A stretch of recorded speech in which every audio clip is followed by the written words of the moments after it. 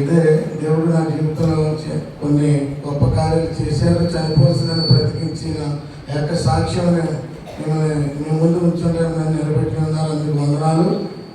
అది పిలకాపురం దగ్గర గొలగడం అండి. 1999 సంవత్సరంలో ఆగస్టు నెల అనేది ఉడుపుల సమయం. అప్పుడు మా అన్నయ్య నేను సైకిల్ మీద జాగ్రత్త వ్యాపారం చేస్తున్నాం. గొడవకి తిరిగి ఉదయకాల సమయంలో మా వదిన ఉడుపులంటే ఇంట్లో వంట చేస్తుంది. ఆ నీళ్లు పాలు కొద్ది దూరం గొల్ల ఇంటికి వెళ్ళి తీసుకురావాలి. పిల్లలు లేకపోతుంది. అలా నిద్రపోక లేకపోతే మా అన్నయ్య చిరగపడ్డాడు. మా వదిన వెళ్ళి నీళ్లు పాలు తీసుకొచ్చింది. ఆ చేతిలో నీళ్ళు బిందువులు మా నిద్రలకు మా అన్నయ్యని పిలిచింది. మా అన్నయ్య వచ్చి నిద్రమోకాన్ని అప్పటికి 2 లీటర్ల కృష్ణాలతో స్టవ్ వంట చేస్తుంది. నిద్రమోకాన్ని ఆ స్టవ్ని తన్నాడండి. స్టవ్ తిరగబడిపోయి బాగా పెద్ద పెద్ద మంటలు వస్తున్నాయి. కిరాణా సరుకు పైన తాటగిల్లు అమ్మాయి బాబాయ్ అంటున్నారు. నేను అప్పుడు లేగలేదు. నేను ఈ గది నుంచి ఆ గదిలో చూస్తే మంటలు కనపడుతున్నాయి. నేను అప్పుడు లేచి నిద్రమోకాన్ని ఆ లింగి కట్టుకుంటా కళ్ళు కట్టుకుంటా గోడ సాట్ నుంచి గుమ్మం కాడికి వచ్చానండి. ఆ సమయంలో నేను వస్తానని తెలియక మా అన్నయ్య ఆ స్టవ్ని బయటకి విసిరేసాడండి. బయటకి విసిరేసినప్పుడు ఆ స్టవ్లో ఉన్న ఒత్తిడి స్టవ్ ఉండేది. ఆ స్టవ్లో ఉన్న కిరసనాలో నా 2 మోకాల మీద పడి వెలిగిపోయింది. కనురెప్పలు తలకాయ అయాల కనురెప్పలు తల వెంట్రుకలు కానీ అయాల నాకు షర్ట్ లేదు. బనీతో ఉన్నాను. బనీలు ఎక్కడైతే లేదు అక్కడ భుజం మీద కూడా కాలింది. మా ఇంటి పక్కన చెరువు, ఇంటి ముందు కాలువ. నేను అనటం మానేసి గ్రామంలోకి పరిగెడుతున్నాను. మా వదిన బిందు నీళ్ళు తీసుకొచ్చింది. కానీ వాళ్ళిద్దరూ నా యొక్క మంటలు చూసి పీసిపోయి రావట్లేదు. కాలంలోంచి గ్రామం బిందు నీళ్ళు తీసుకొచ్చి గ్రామం కూడా పీసిపోయి అలా ఉండిపోయింది. 2 వ్యక్తులు కూర్చొని మాట్లాడుకుంటున్నారు పక్కింటి కాడ. అందులో ఒక అతను నన్ను చూసి అతను ఎక్కడ పట్టుకుంటానని పారిపోయాడు. ఒక అతను మా బంధువు అని మేనగోడు భర్త అతను వచ్చి భుజం మీద చేసి ఇంకా నా మన చుట్టూ ఉన్నాను లింగి. ఆ లింగిని ఇప్పినప్పుడు వాళ్ళ ఇంట్లోకి వెళ్ళిపోయాను నేను సిగ్గుతోటి. అప్పుడు వాళ్ళ గుమ్మాన్ని నన్ను పండబెట్టారు. అయితే ఆ దినం 2-3 సార్లు కొద్దిగా చర్మం ఊడింది. వచ్చిన డాక్టర్ గారు ప్రజలైతే అన్నారు ఎక్కడికైతే సెగ చూపించిందో మొత్తం ఊడిపోతుందని చెప్పారు. చెప్పినప్పుడు 3 దినాలకి 2 కాళ్ళు ఒక కాలైతే ఒక పక్క లేదని మొత్తం ఊడిపోయింది. మోకాల కంటే పైగా మొత్తం నీటి పొడుగులు రావడం, ఇంజక్షన్తో పడటం, అవి పెద్ద పెద్ద ఎర్ర పుండ్ల కింద పడిపోవడం. ఒక కాలేదో పక్క తండ్రి నన్ను ఎందుకు బ్రతికించామయ్యా, ఈ యొక్క నరకాన్ని నేను తట్టుకోలేకపోతున్నాను, ఈ బాధల శ్రమను నేను భరించలేను తండ్రి. ఆ క్షణం నేను చనిపోతే ఈ యొక్క బాధ నేను పడేవాడిని కాదయ్యా. అయ్యా నేను బ్రతకలేని బాధను భరించలేని నన్ను నీ యొక్కకి తీసుకో తండ్రి. అయ్యా ఎందుకయ్యా ఈ యొక్క నరక యాత్ర నాకు ఏ పాపం చేశానయ్యా, నా తల్లిదండ్రుల దోషమా, నా యొక్క పాపమా, నన్ను ఎందుకని ఈ యొక్క నరక యాత్ర నన్ను ఈ యొక్క గాయాలతో నేను యాతన పడుతున్నాను తండ్రి. నన్ను ఈ యాత్రకు తీసుకో, నన్ను బ్రతికించి ఈ యొక్క గాయాలు కట్టినట్లయితే నీ సాక్షిగా నేను బ్రతుకుతానయ్యా. అయ్యా తండ్రి అని ఎర్రని పుండ్లండి చిన్న అగ్గిపులకాలతో తట్టుకోలేని దేహాలు. మరి ఒక కాలైతే మోకాల కంటే పైగా మొత్తం శ్రేణిలకు పడిపోయింది. ఒక కాలైతే పక్కన చీని నెత్తులు వెళ్ళగల్లా పడుకుందామంటే 2 మొక్కలు కాలిపోయి అట్టాకి మీద పండబెట్టేవారు. అట్టాకి మీద వెళ్ళేటప్పటికి చీని నెత్తులు భయంకరమైన దుర్వాసన. తండ్రి ఈ వయసులోనే నాకు ఏమిటయ్యా ఈ యొక్క బాధ శ్రమను నేను భరించలేకపోతున్నానయ్యా. తండ్రి నన్ను బ్రతికించి మన రేయి మగలు ఎంతగానో కన్నీరు కార్చుకోనండి. నా యొక్క గాయాలు శుభ్రం చేయాలని 1.5 గంటలు పట్టేదండి. ఇప్పుడు కాలేని గాయాలు స్థిరాయితో ట్రీట్మెంట్ చేస్తున్నప్పుడైతే 5 రోజులకి అయితే పొంగిన వరకు ఆ చర్మం లేని అన్నది ఎక్కడికంటే వెళ్ళిపోయి ఆ భయంకరమైన వేడి నా యొక్క చర్మలో ఉన్న వేడితో లెక్క వచ్చేదండి. భయంకరమైన తట్టుకోలేక 1.5 గంటలు వేయి మగలు కేకలు ఇంటి పక్కడికి ఇంట్లో ఎవరికి నిద్ర ఉండేది కాదు. నాకైతే అసలు నిద్ర ఉండేది కాదు. భయంకరమైన బాధను నేను అనిపించానండి. నేను గోడిగా పడుకున్నామంటే 2 మోకాళ్ళు కాలిపోయి ఆ మోకాళ్ళ మీద 2 అంటుకుపోయండి. చర్మం ఊడొచ్చేది కదా కన్నులో. డాక్టర్ గారు అన్నారు అట్టాకి చెప్పుకొని 2 కాళ్ళు మైండ్లో పెట్టుకుని అంటుకోకుండా జబ్బు గోడిగా తిరిగిద్దని చెప్పినప్పుడు అట్టాకి చెప్పుకొని 2 కాళ్ళ మీద పడుకున్నానండి. ఎలాకెలా పడుకుంటానికి మక్కిలు కాలిపోయి భయంకరమైన బాధ. నన్ను చూడటానికి వచ్చిన వ్యక్తులు బంధువులు అయితే మామూలుగా చూసేవారు, బయట వారు అయితే ముక్కు మూసుకునేవారండి. దుర్వాసన వచ్చేది. భయంకరమైన బాధ. కాళ్ళు చలపడానికి ఉండేది కాదు. 2 కాళ్ళు తల దిండి మీద పెట్టుకునేవాడిని. ఆ యొక్క మోసం ఈరిని కూడా ఇంట్లోనేనండి. మరి అప్పుడు నేను లేవలేని పరిస్థితి. చిన్న పట్ల మంచం అంటే మంచం పట్టుకుని నేను బాత్రూమ్కి వెళ్ళినప్పుడు 5 నిమిషాల్లో నా 2 కాళ్ళు పగిలిపోయి బడబడ కారిపోయిందండి. ఆ రక్తాన్ని చూసి నేను ఆ యొక్క రక్తం కాడ తిరిగి పడిపోయిందండి. ఎంతో బాధను శ్రమ అనిపించానండి. నేను ఎంతో నా యొక్క పరిచర్య నా తల్లి చేసిందండి. నా తల్లి పరిచర్య అప్పటికి నా వివాహం అయింది, కానీ నా భార్య కొన్ని కారణాల వల్ల నన్ను విడిచిపెట్టి నన్ను ఇక్కడికి వచ్చేసిందండి. కొట్టాడ అయింది. నా తల్లి ఎంతగానో పరిచర్య చేసి పగలు రైతులు పరిచర్య చేసేదానికి నా తల్లి గురించి కొన్ని మాటలు మేము ముందుంచాలని ఆశపడుతున్నాను. నా తల్లి నాకన్నా ముందుగా అన్నయ్య పుట్టాడండి. ఎర్రగా ఉంటాడు. మా తండ్రి గారు ఎరిపే. ఆయన కంటంలో నీడ కనపడిందంట.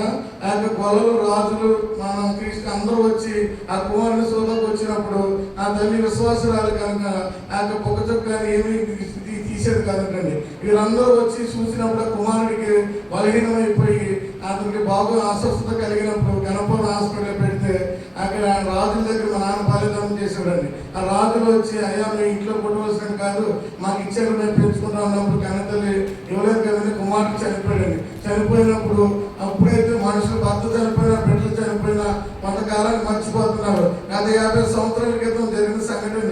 ఆ బిడ్డ చనిపోవడం నా తల్లి తట్టుకోలేక అయ్యా నా భర్త సొంత భయంకరమైన త్రాగులో బానిసైన హింసిస్తున్నాడు, కొడుచున్నాడు, నా బిడ్డ చెబితే చనిపోయాడు, అయ్యా నాకు ఈ బ్రతుకొద్దయ్యా, నేను ఇంకా బ్రతకలేను, నన్ను ఈ ఎదుగు తీసుకోమని 3 దినాలు ఉపవాసం ఉండి నా తల్లి కన్నీరు కార్చినప్పుడు దేవుడు నా తల్లి ఆత్మ పరలోక రాజ్యం పట్టణం తీసుకెళ్ళి ఆ బంగారు వీధులన్నీ తిప్పి అన్ని చూపించాడంట. 3 గృహాలు చూపించారు. చూపించినప్పుడు మా అమ్మ పేరు కృపమ్మండి. ఈ గృహం ఎవరితో అడిగినప్పుడు అయ్యా నాకేం తెలుసు అన్నప్పుడు అమ్మ కృపమ్మ ఈ గృహం నీ కొరకు కట్టబడింది, 3 తోటిపడండి, ఈ గృహం నయం కొరకు కట్టబడింది, ఈ గృహం సౌందర్యం కొరకు కట్టబడిందని ఆ 3కి గృహాలు చూపించారండి. ఆ 3 గత 50 సంవత్సరాలు 60 సంవత్సరాల క్రితం మందిరాలు లేనప్పుడు ఆ 3 ప్రార్థన చేస్తే తెల్లవారిపోయిందంటండి. అంత ప్రార్థనా పరులండి, నీతి మంత్రులు అన్నాడు. అలా ప్రార్థించినప్పుడు ఎన్నో కార్యాలు జరిగినప్పుడు నా తల్లి అమ్మా నీ సమయం అయిపోయింది, నువ్వు వెళ్ళిపోవాలన్నప్పుడు లేదా నేను ఇక్కడి నుంచి వెళ్ళాలన్నప్పుడు లేదా మనకి మరణిస్తాను, మళ్ళీ నువ్వు నశించిపోయే ఆత్మల కొరకు ఎంతో మంది నువ్వు రక్షించాలి, నీ యొక్క ప్రార్థన వల్ల నీ గ్రామం అంతా మారాలని నా తల్లిని ఆత్మను కట్టిలో పంపించినప్పుడు ఆ యొక్క సంవత్సరంలో దేవుడు నన్ను నా తల్లి గర్భాన్ని జన్మింపు చేశాడండి.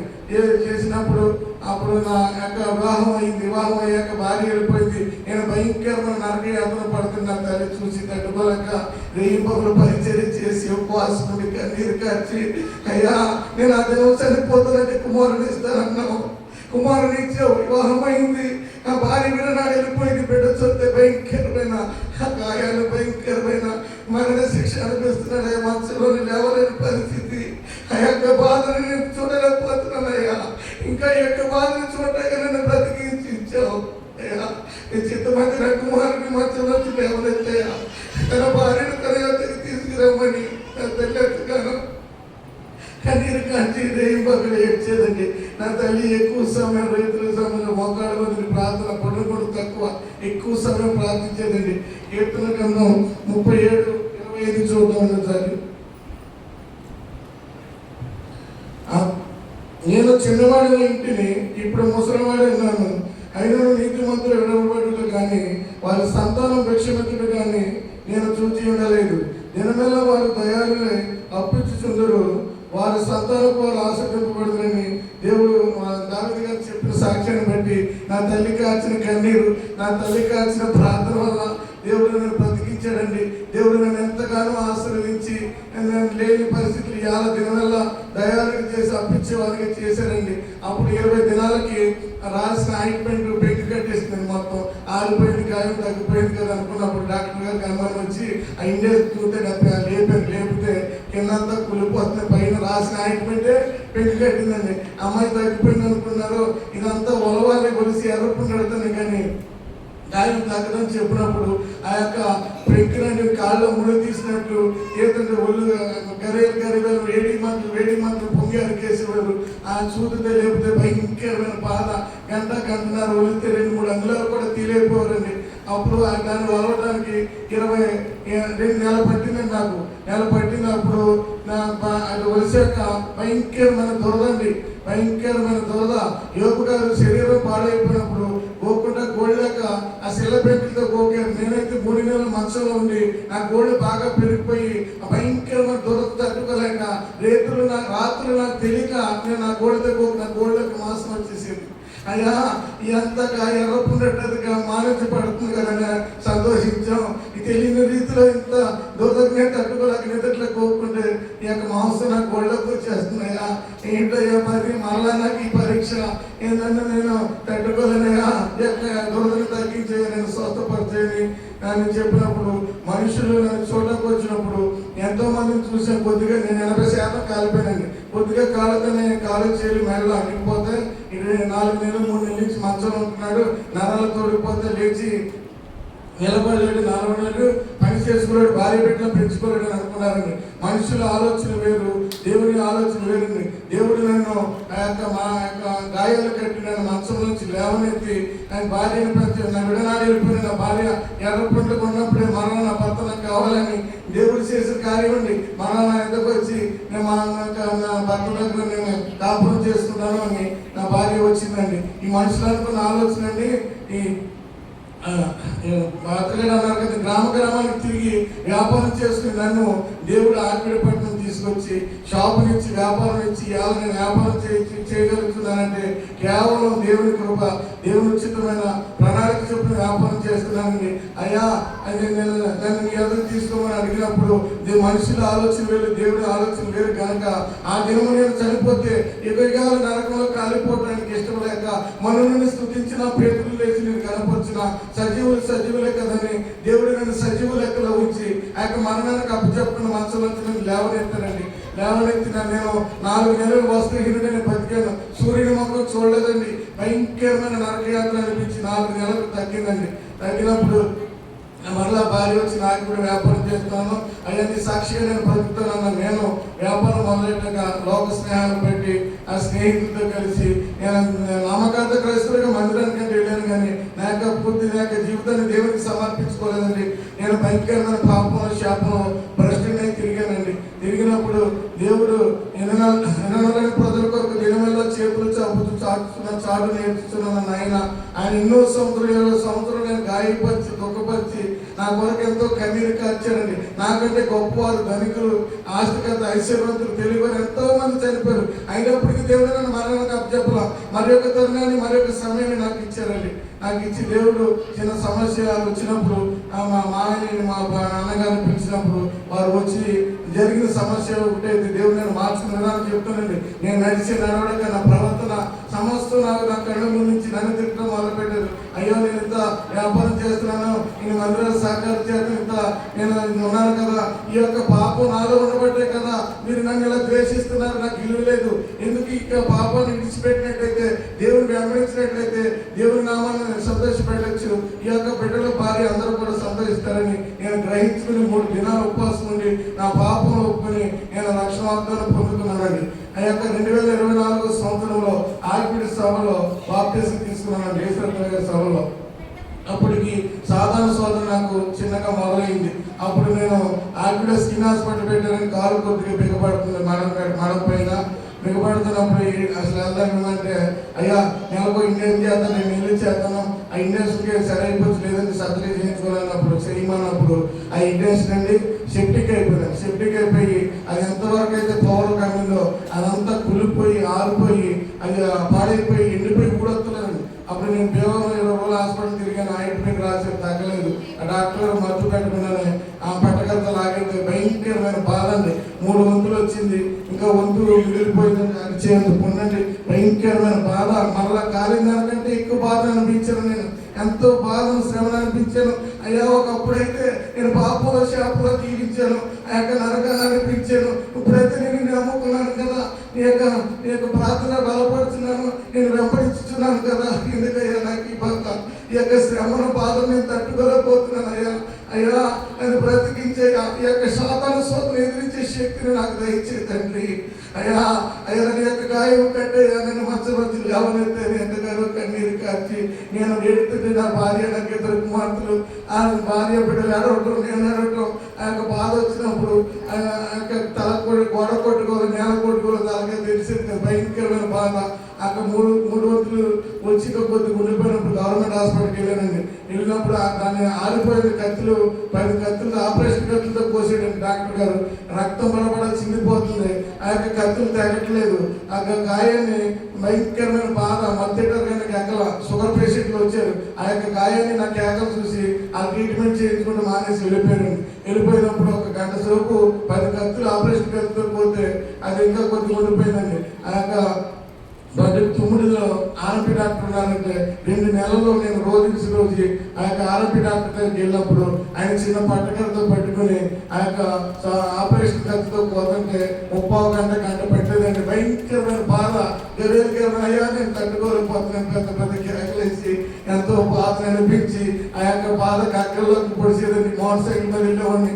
ఇంటికి వచ్చేదాకా ఆ యొక్క బాధను ఎంతో శ్రమను అనిపించారని 2 నెలలు చూశారైనా ఇవాళ ఆ యొక్క కొవ్వు పోరుతున్న ఫ్యాట్ వచ్చేదండి. అదంతా తీరితే 30 గంట పట్టేది. ఈ దినమాకి మరుసటి దినాన్ని మళ్ళీ వచ్చేసేదండి. అయ్యా ఎర్రపుండి పెడుతున్నాం కానీ మారించరాదని చెప్పినప్పుడు 2 నెలలు వెళ్ళలేదు. 2 నెలలు కూడా ఏం సమాధానం లేదు. ఆ డాక్టర్ అన్నారు, అయ్యా నువ్వు స్కిన్ సర్జరీ చేయించుకో, ఈ యొక్క ఒకసారి కాలిన గాయం కనుక ఇది మారించరాదు, నువ్వు సర్జరీ చేయించుకోమన్నప్పుడు గుంటూరు వెళ్ళి నేను త్వరలో చర్మం కండ తీసి ఆ గాయానికి స్కిన్ సర్జరీ చేశారండి. ఆ యొక్క సంఘాలు అనేకమైన సంఘాల్లో వ్యక్తిగత ప్రార్థన చేసే దేవుడు ప్రతి ఒక్కరు ప్రార్థన ఆలకించి ఆపరేషన్ సక్సెస్ అవ్వడానికి సహాయం చేశారు. కొన్ని దినాల్లో నేను ఇంటి దగ్గర ఉన్నాను. నేను ఆ యొక్క బాధను బట్టి ఆరోగ్యశ్రీ చాలా డబ్బులు పెట్టుకోలేదు. అయితే ఆయన ఈ Chandrababu Naidu CM relief fund వస్తుందంటే ఆ యొక్క కాగితం పెట్టుకున్నానండి. అయ్యే టైం అయిపోయింది, అమరావతి వెళ్ళి కాగితాలు ఇచ్చి రావాలి.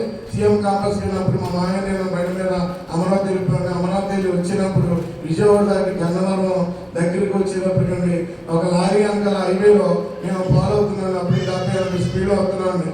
భయంకరంగా ఐసుల బండి నుంచి సిగ్నల్ ఇవ్వకుండా పెట్రోల్ బంక్లో తిప్పేసాడండి. ఆ సమయంలో ఏం చేయాలో నాకు తెలియక నేను కూడా అదే తిప్పేసి పెద్ద కేకలేసి వెనకాల ఉన్నవారు బంకులో ఉన్నవారు అందరూ చనిపోయారు అనుకున్నారు. నేను హెల్మెట్ పెట్టుకుని అలవాట్లేదండి. పక్కన స్వీట్స్ అబ్బాయి నన్ను అయ్యా దూర ప్రయాణం చేస్తున్నాం హెల్మెట్ పెట్టుకోమని చెప్పినప్పుడు ఆ దినం హెల్మెట్ పెట్టుకుని వెళ్ళండి. ఆ ఐసులకి సైడ్ మీద పెద్దగా ఉంటుందండి. ఆ సైడ్ మీద వచ్చి సరిగ్గా నవరకంత హెల్మెట్ పిల్లలు కొట్టిందండి. పెద్ద సౌండ్ వచ్చింది. యెహోవాయందు భయభక్తులు గారు వచ్చింటే ఆయన దూత కావాలో ఉండి కాపులు కాస్తుంది.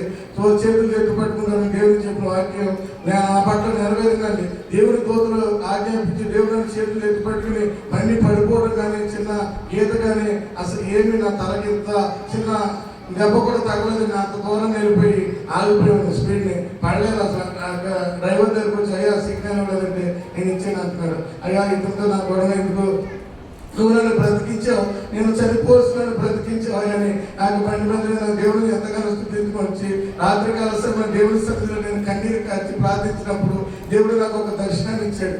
ఏంటంటే దర్శనం అంటే ఒక ఆమె మార్కెట్లో బొమ్మలు ఉంటుంది. అమ్మ ఈ ఎలాగ ఏంటి ఎలా చేశాను అడిగితే అయ్యా మంటితో చేశాను, గాలి నేను మాట్లాడుతున్నాను అడిగితే నేను చెప్పింది. అప్పుడు నేను దైవ సేవకులు తెలవారక నేను అడిగితే అయ్యా నేను దేవుడు మట్టికి మరణ అయిపోవలసి నేను బ్రతికించాడు. అయ్యా మట్టిలో కనిపోవలసి మరలా మట్టి బొమ్మగా చేసి జీవాత్మ ఉందాడయ్యా దేవుడు మరి జన్మనికి ఇచ్చాడని చెప్పినప్పుడు నేను ఎంతగానో కన్నీరు కార్చి తండ్రి నా పట్ల ఎన్నెంత గొప్ప కార్యాలు చేస్తున్నావు, ఈ సాక్షిగా నేను బ్రతుకుతానని. గత సంవత్సరంలో భయంకరమైన ఎండల వల్ల గాలుపులో నేను సాక్ష్యం చెప్పలేదండి. వ్యాపారం నాకు 1 గంట కంటే ఆరాధన వ్యాపారం చేసుకున్నాను. 11:30 ఆ టైంలో నేను కుర్రోడు ఉన్నాడు. ఆ టైంలో లైన్ పెద్దది కరెంట్ తెగిపోయి మా ఇద్దరు నెత్తి మీద పడిపోయింది. అటుపక్క లేదు ఇటుపక్క లేదు. అది దేవుడు ఎలా బ్రతికించాడంటే ఎండకి దుప్పుడు కట్టుకున్నాడు. ఆ దుప్పుడు మా నెత్తి మీదకి తీకి అడ్డుగా ఉండి ఆ యొక్క మరణం తప్పించాడండి. ఆ సాధన దేవుడి నామాన్ని మహిమపరచడం ఇష్టం లేక ఏదో రకంగా నన్ను మరణానికి అప్పచెప్పాలని ఎన్నో నా పట్ల ఎన్నో మరణాలను గురి చేసినప్పుడు దేవుడు నా ఎందుకు ఉండి దేవుడు ప్రతి ఒక్క మరణం తప్పించాడు. అయ్యా నేను ఇంకా ఆలస్యం చేయను, ఈ సాక్షిగా నేను బ్రతుకుతానని మనసుతో నుండి మా యొక్క గ్రామంలో కొట్టాలో అనేకమైన గ్రామంలో నేను సాక్షిగా నా యొక్క దేవుడు నా పట్ల చేసిన సాక్ష్యాన్ని పంచుకున్నా. నేను ఒక తీర్మానం చేసుకున్నా, అయ్యా బ్రతికితే నీ కొరకు బ్రతుకుతా, నీ సాక్షిగా నేను బ్రతుకుతానయ్యా. ఇదిగో నీ సిద్ధమైతే నీ సేవ పరిచర్య కూడా నేను చేస్తాను, నేను నీ కొరకు బ్రతుకుతానని నేను నిర్ణయం తీసుకున్నానండి. మీకు అనుదిన ప్రార్థనలో, కుటుంబ ప్రార్థనలో నా యొక్క ఆత్మీయ జీవితం కొరకు ప్రార్థించండి. ఒక వ్యాపార విషయంలో ఈ సాక్ష్యం లేక మాటలో దోషముంటే దైవం నన్ను క్షమించమని ఆయన చిన్ని సాక్ష్యం యేసు అతి పరిశుద్ధ నామమున మహిమ స్తుతి ఘనత మహిమ ప్రభావం కలుగును గాక. ఆమేన్.